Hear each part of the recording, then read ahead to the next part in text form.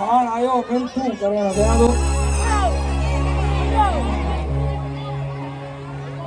आऊं को आवा के मिंटू करण न आयो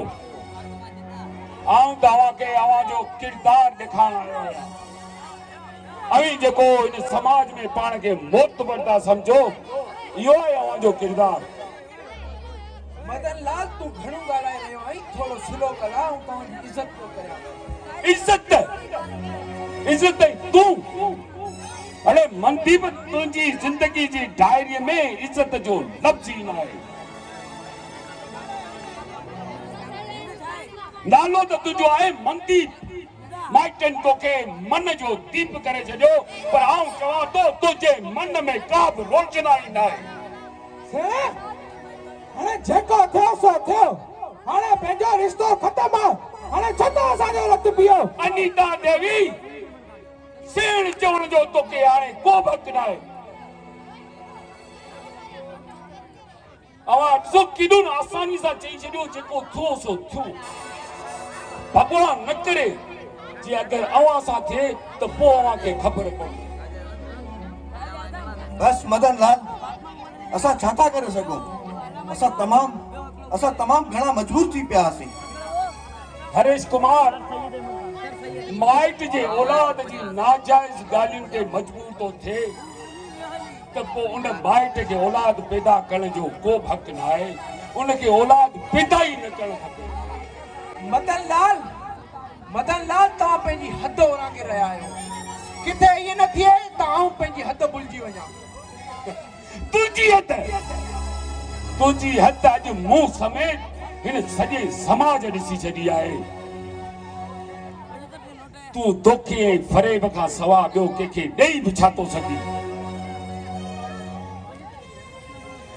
अरे तोखे त मूंखे लॻे थो माइटनि गैरत जी सुती बि कान्हे वेठी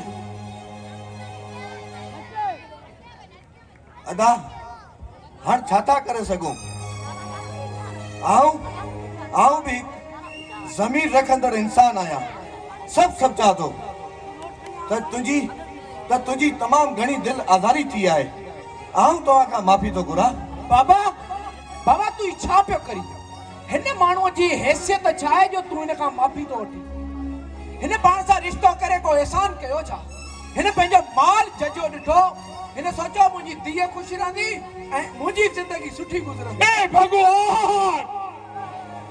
ॾिस पंहिंजो इंसान हा भॻवान सभु ॾिसे पियो न तूं भॻवान खां कुझु आई न तुंहिंजी धीअ अनीता देवी ईअं ई न सम्झ त तूं को माया में ढकियल आहीं त भॻवान खां लिकियल आहीं ऐं तो जहिड़नि इंसाननि ते त भॻवान जी वधीक नज़र हूंदी आहे आऊं ॾाढा भॻवान जी असांते वॾी नज़र आहे तॾहिं त एतिरा सुखिया आहियूं बुखिया बि असांखे ज्ञान ॾियनि अम्मा तूं हिन सां छो थी मथो हणी मदन लाल शुक्र कर मूं 2 महीना तुंहिंजी धीअ खे पालियो अरे तूं छा पालींदे के इंसान खे पालण वारो तो परवरदिगार आहे मंदीप कुमार तुंहिंजी हैसियत त के कुत्ते ॿिले खे बि पालण जी न आहे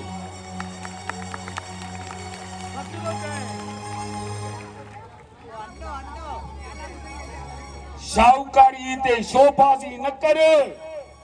इहा शाहूकारी हर जाइ ते कम न ईंदी हाणे बस कर तूं सफ़ा असांजी गिची में पइजी वियो आई असीं कुझु नथा चऊं हिन जो मक़सदु इहो न आहे तोखे जीअं वणे तीअं चवीं अम्मा जंहिं वटि जहिड़ो गुण हूंदो आहे ओड़ो गुण पेश कंदो आहे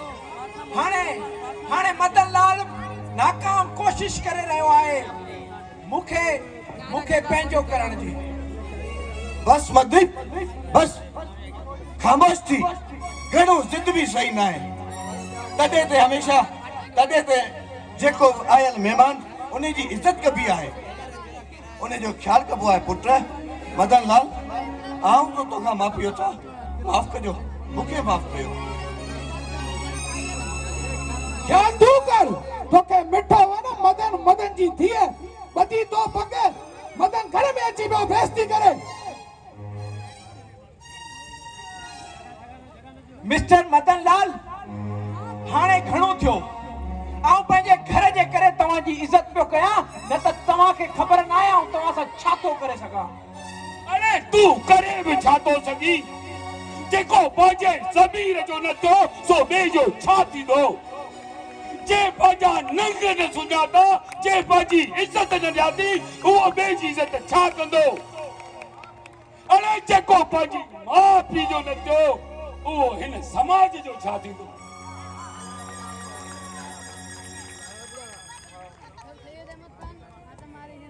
मदन लाल तूं या ॻाल्हि पंहिंजे ज़हन मां कढी छॾ त तव्हांजी धीअ वरी हिन घर जो हिसो थी सघे थी अरे लालत तो विजा तोते तुझे हिन घर ते तू अगर पंहिंजे माउ पीउ जा लाश खणी मुंहिंजे दर ते ईंदे त आऊं तोखे मलका जो जूतो बि कोन ॾींदुसि